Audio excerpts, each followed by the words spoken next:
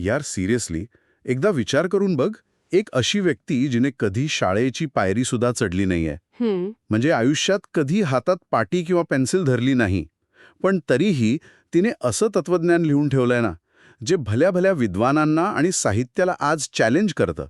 म्हणजे हा कुठला नेक्स्ट लेवल जीनियस आहे. अगदी. आणि म्हणूनच आज आपण अक्षरवारीच्या या भागात एका अशाच पुस्तकावर बोलणार आहोत, ज्याचं नाव आहे बहिणाईची गाणी. लेखिका अर्थातच बहिणाई चौधरी. क्या बात आहे. यार, ओ माय गॉड, लिटरली अंगावर काटा आला मला हे सगळं वाचताना. म्हणजे इतकं प्युअर आणि रॉ आहे ना हे सगळं. हा ना. आणि बघ, हे नुसतं कवितांचं पुस्तक नाहीये. बहिणाईंचे हे जे अमूल्य शब्द आहेत ना, ते अहिराणीच्या लेवागणबोलीत आहेत, जे त्यांनी स्वतः कधीच कागदावर उतरवले नाहीत. बरोबर. ते तर त्यांचे चिरंजीव सोपानदेव चौधरी यांनी लिहून काढले. एक्झॅक्टली.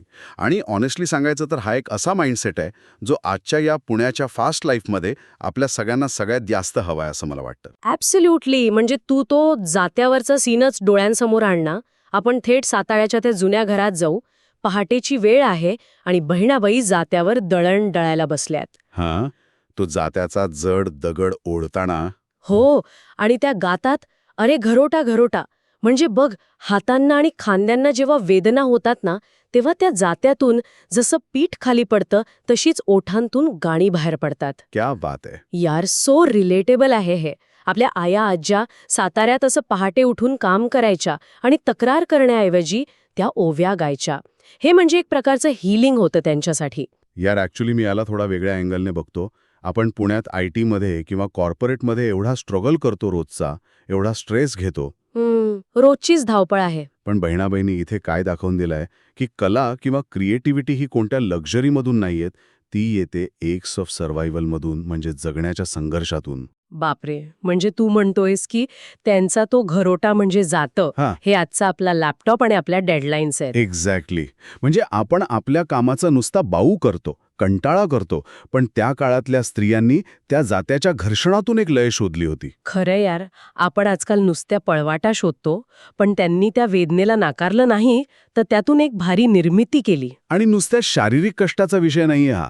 मानसिक भुकेबद्दल सुद्धा त्यांनी एक भारी किस्सा सांगितलाय. म्हणजे शारीरिक कष्टाकडून थेट मेंटल नरिशमेंटकडे. आहा, तो गुलमोहराच्या झाडाचा ना? हो. म्हणजे बघ, त्यांच्या अंगणात एक गुलमोहराचं झाड होतं.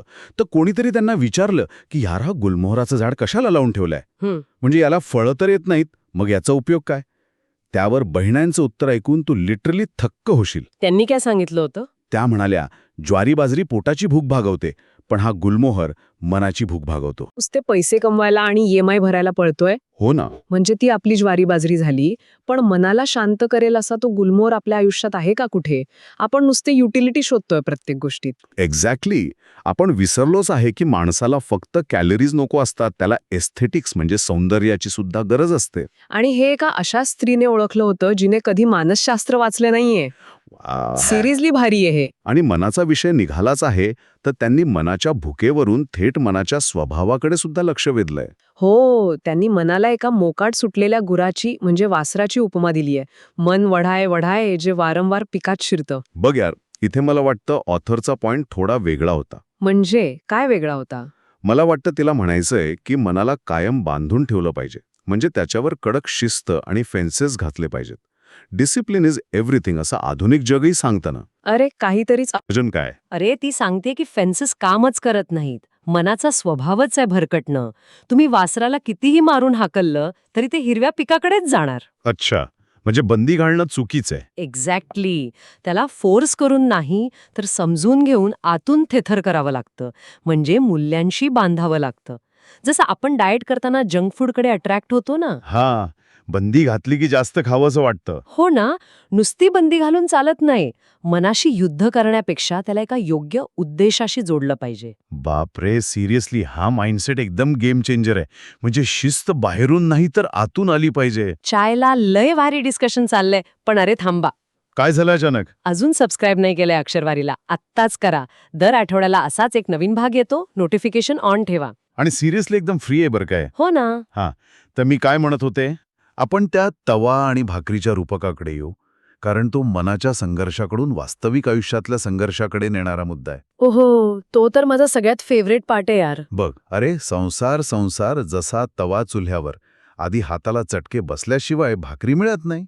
ओ माय गॉड, लिटरली रडायलाच आलं होतं मला हे वाचताना. का बरं असं काय कनेक्ट झालं? यार, साताऱ्याहून पुण्यात येऊन सेटल होण्यासाठी आपण आणि आपल्या घरच्यांनी जे चटके खाल्लेत ना सुरुवातीला, ते सगळे डोळ्यांसमोर आले. खरंय. अरे हे एक्झॅक्टली आपल्यासारखंच आहे.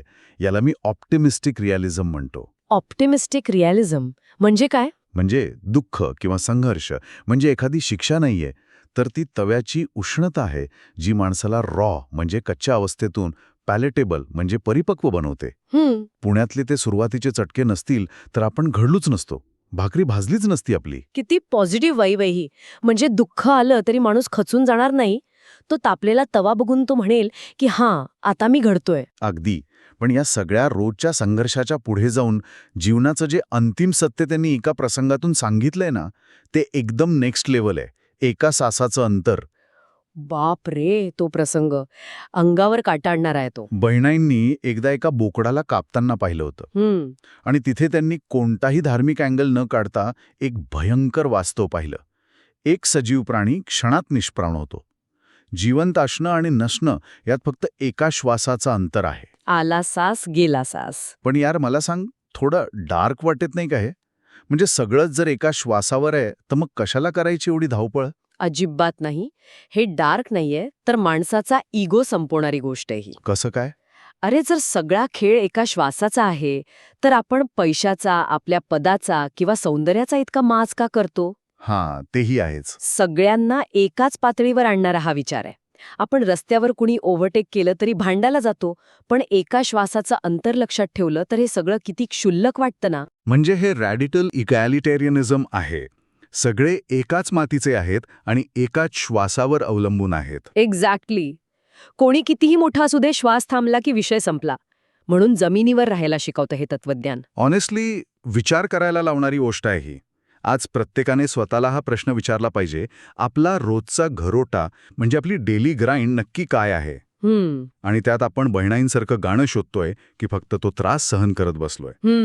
हे पुस्तक नक्की वाचा. पर्स्पेक्टिव्ह बदलेल, गॅरंटीड. आणि कमेंटमध्ये नक्की सांगा यातला कुठला पार्ट तुम्हाला सगळ्यात रिलेटेबल वाटला. हो, आणि डिस्कशन कसं वाटलं तेही सांगा. आणि पुढच्या भागात एक और मस्त पुस्तक येते, अजिबात मिस करू नका. बाय. जय महाराष्ट्र. जय महाराष्ट्र.